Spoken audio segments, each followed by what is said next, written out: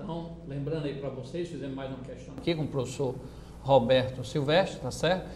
Lembrando aqui para vocês que o trabalho da força de atrito aí, sempre nesse caso em que o carro vai frear, nós vamos ter aí um trabalho resistente, não é isso? Ok? Que a força de atrito, como o professor colocou, ela é considerada constante, tá certo? Para mudanças de velocidade aí, desse porte, até porque nós já estamos aí considerando o atrito dinâmico, o atrito de movimento, né? Que nós sabemos que existe um atrito estático. Quando você vai empurrar um carro,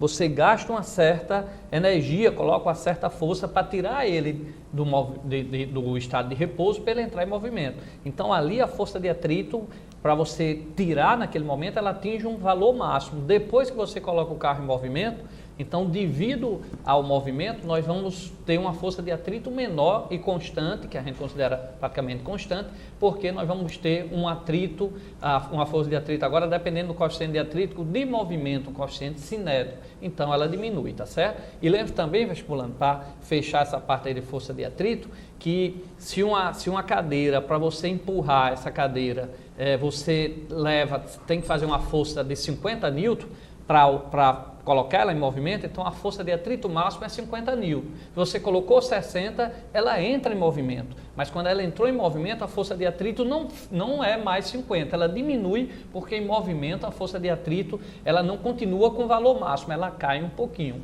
E lembrando também, se essa cadeira para entrar em movimento tinha que colocar uma força de 50 newton para colocar ela na iminência de movimento, ela entrar em movimento, então se você colocar apenas uma força de 10, lógico, professor Roberto Silvestre, se ela aguenta até 50, se eu coloquei 10, ela não vai entrar em movimento. Agora, se você colocou 10, a força de atrito não vai ser 50, vai ser só 10.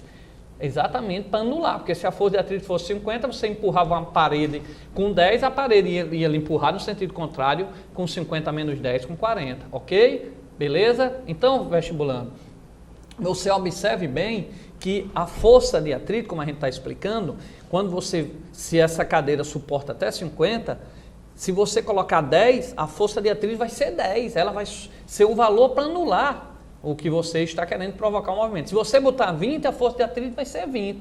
Se você botar 50, aí atingiu o máximo, a força de atrito vai ser 50. Se você botar 60, aí ela entra em movimento, mas não vai ser mais 50. Você olhe lá, né, quem vai fazer outros vestibulares, olhe que ela cai um pouco, porque ela vai estar no coeficiente de atrito cinético, então vai mudar o coeficiente de atrito, então muda a força de atrito. Ela não vai ser 50, ela vai ser um outro valor. E quem for fazer outros vestibulares também pode dar uma olhadinha aí nessas contas, né, perguntar ao professor, já que nós temos tempo aí, né, você assiste essa aula, tira a dúvida, pergunta com o seu grupo de estudo e mata essa questãozinha aí, ok? Então, a gente colocou só esse exemplo aí de força de atrito para vocês ficarem sintonizados com essa parte também teórica da força de atrito. Então, a força de atrito, lembre-se, nós vamos trazer aqui outras questões sobre isso, ela parte lá de zero, vai até um valor máximo, depois quando entra em movimento diminui. Por isso, quando você empurra um carro, para ele sair é uma dificuldade. Depois que ele está em movimento, é mais fácil manter ele em movimento, porque você sente uma resistência menor, uma força de atrito menor. Ok, vestibulando? Então, enquanto o professor Roberto Silvestre está passando aí, deixando aí no ponto a próxima questãozinha aí para vocês, eu queria aqui relembrar vocês que nós estamos todas as noites, a partir das 20 horas, ligue na TV União, todas as noites, sábado, domingo, feriado, estamos aqui com vocês, beleza? Professor Roberto Silvestre, está no ponto aí. Pessoal, o grupo aqui, né, nossa audiência muito grande, Luiz, tá certo? Aqui mais um abraço aqui a Gabi, a Rebeca, Bernadette, Micélia, Natividade, uma lista enorme.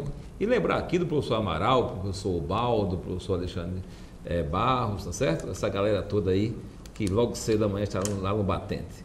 Pessoal, olha só, reforçando a nossa última questão, ficou o finalzinho para a gente concluir. Já respondemos até, tá certo, em outros momentos de sala de aula, mas vamos reforçar. Observe que você não é o He-Man, certo? Você não tem a força, não é verdade? Alguém está em casa nesse momento, né? Talvez não você, vestibulando, mas a galera aí de casa deve lembrar de He-Man, tá certo? Nós não temos a força, na realidade, nós não temos trabalho, nós podemos possuir formas de energia, levando em conta sistemas de referência, tá bom? As energias de altura, energia potencial gravitacional, Energia de movimento, energia cinética, tá certo? No conceito mais amplo, não esqueçam que nós já somos uma energia solidificada, né?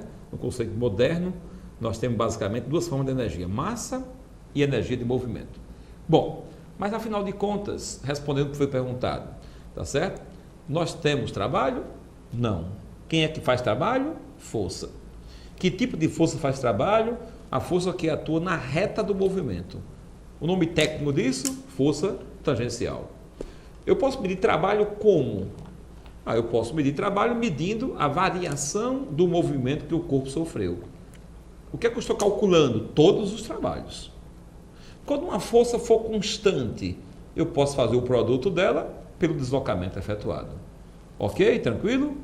Pois bem, vamos então dar sequência e vamos aqui a uma nova questão, tá certo? Olha só. Um automóvel consome mais combustível quando seu condicionador de ar está ligado, quando seus faróis estão ligados, quando seu rádio está ligado enquanto se encontra estacionado. Observe, estudando, que aqui a gente vai precisar de um conhecimento seu, tá certo? De eletricidade, né? Então vamos aproveitar, fazer aqui uma rápida revisão. Olha só, se eu tenho aqui, ó, dois ímãs e aqui no meio eu coloco um pedaço de fio, o que é que nós sabemos? Quando nós produzimos um giro deste fio entre esses dois ímãs, aqui o campo magnético, o campo desses ímãs, ó, chama campo magnético, tá certo? Vai exercer forças nas partículas desse fio. A gente diz que o local onde essas partículas estão chama-se potencial elétrico. Pessoal, se uma força atua numa partícula e provoca um deslocamento, essa força vai realizar um trabalho. Então essa partícula, ela vai se deslocar, ela vai sair de um potencial para outro potencial. Peraí, então de novo, ó, ímã, tem um fio aqui, tá bom? Ímã, fio, o fio está sujeito a um campo magnético. Algo aconteceu, algo provocou um movimento desse fio, desse campo magnético. A física diz que este fio ficou sujeito à variação de um fluxo magnético. Mas vamos com mais calma. Roberto, as partículas do fio deslocam-se, se movimentam, sofrem a ação de uma força. Então, qual o número do local que ela estava? Potencial elétrico. Ela mudou de quê? De potencial elétrico. Então, quando este fio foi movimentado entre esses dois ímãs, surgiu uma diferença de potencial elétrico. O cara que falou isso foi o Faraday, né? A linguagem técnica, a variação de um fluxo magnético produz no fio uma diferença de potencial. Para entender, pessoal, ó, o fio está dentro de um campo, tá certo? O campo faz força nas partículas do fio, realiza trabalho, tá ok? Então as partículas saem do lugar, as partículas são sujeitas a uma DDP. Roberto, por que você está falando isso se a pergunta é sobre se eu gasto, né, mais combustível ou menos combustível com o condicionador de ar ligado, com o som ligado?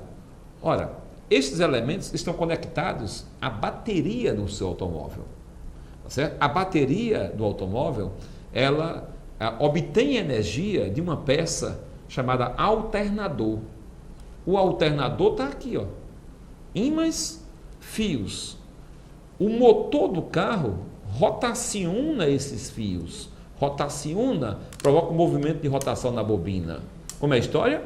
Produz a variação de um fluxo magnético. Então o condicionador, o seu som está dependendo de quem? Da bateria. Mas a energia da bateria está dependendo de uma peça, tá certo? Que usa, na realidade, combustível. Porque para que o motor rode, né, você precisa de combustível. Então o combustível alimenta o motor. Tá certo? O motor, ao girar, faz com que o movimento se transforme em energia eletromagnética. E essa energia eletromagnética, tá certo? Ela vai ser convertida na bateria em energia armazenada, energia química. E essa energia você vai utilizar para usar o seu condicionador de ar, para usar o seu som. Ou seja, você, na realidade, está, sim, consumindo mais combustível, né, ao estar com o carro parado e o som ligado. Né? com o carro com um condicionador de ar em movimento, tá certo? Ok, vestibulando. Tá bom? E lembrando aí o que o Roberto Silvestre colocou, o princípio da conservação de energia. Se o ar-condicionado foi ligado, né, ele está consumindo energia, essa energia vem da onde? Vem da queima da gasolina, tá certo? Vem do consumo da gasolina, ok? E lógico que vocês viram que para gerar eletricidade é necessário que exista um movimento relativo entre uma aspira e um ímã, tá? Então, quem é que está fazendo esse movimento? É o motor, tá, do carro, que tem uma correia, uma corda, uma polia, que movimenta, que faz essa espira girar ao redor do ímã, que cria esse movimento. Lá na usina hidrelétrica, em Paulo Afonso, quem cria esse movimento é a queda d'água. A força da água cai, a água passa por uma hélice, gira e está lá uma espira presa aí nessa hélice, perto do ímã, e esse movimento gera eletricidade, tá certo? Quando você tem um ímã se movimentando ao redor de uma espira, ou espira no ímã, ou movimento relativo, é que gera eletricidade. Beleza, vestibulando? Então, vamos... Tá no ponto aí, Roberto Silvestre? Tá, sim. Vamos passar aí para Roberto Silvestre. Olha só, então veja aqui, você passa aqui, por favor, para a questão, tá certo? Ó, então, a resposta é sim, né, para as 3 questões, tá bom? A energia consumida, né, em última instância veio do quê? Do combustível, não é verdade? Como o Luiz acabou de falar aqui para vocês. Mesmo que a energia retirada da bateria deve ser constantemente reposta, né, pelo alternador do carro, o qual é girado pelo motor, que por sua vez funciona retirando energia do combustível, tá bom, pessoal? Então, vamos neste momento, aqui novamente comigo, ó, vamos neste momento recapitular, tá bom? Então, vamos pontuar. Olha só, vamos começar com Newton, tá bom? Quando estiver enjoando, aí está começando a ficar bom. Não esqueça do que eu digo. Olha só. Vamos começar de leis de Newton, tá certo? Até este ponto. Observe que quando nós falamos de Newton, qual é a palavra-chave, pessoal? Newton, interação. Força, resultado da interação entre os corpos. Tá bom? Quando eu for ler a primeira lei de Newton, eu jamais vou esquecer. Eu vou lembrar assim. Todos precisam receber uma força externa para sair do seu estado natural. Pessoal, o estado natural de um corpo é sem aceleração. Corpos que não têm aceleração recebem qual denominação? Referencial inercial. Tá bom? Terceira lei de Newton. Roberto, você pulou a segunda. Calma, a gente volta já. Terceira lei de Newton. Ação, reação, interatividade. Não pode esquecer disso. Tá bom? Segunda lei. A segunda lei fala o quê? Quando um corpo sofre uma variação de quantidade de movimento, é porque ele está sujeito a um elemento externo, a uma força externa. Não pode esquecer que existe o movimento de translação e o movimento de rotação. Linguagem técnica. O movimento de translação, a gente chama momento linear. O movimento de rotação, momento angular. Quando você falar momento linear, vai ligar a força. Momento angular, ligar a torque. Compare. Momento linear, massa, velocidade. Momento angular, inércia, velocidade. Velocidade de giro, velocidade angular. Roberto, para um pouquinho momento angular, eu tenho mais dificuldade. Então vamos lá, presta atenção. Ó. Momento angular, momento de inércia vezes a velocidade angular. O que é momento de inércia? Fale mais simples. É a forma como o seu corpo dificulta uma rotação. É a sua inércia de rotação. Quanto mais afastado a massa estiver desse centro de rotação, maior a sua inércia. Portanto, para um mesmo movimento, quanto maior a inércia, menor a velocidade angular. Tá bom? O momento angular, a quantidade de movimento angular, depende de quê? Da presença de torques externos. Ok?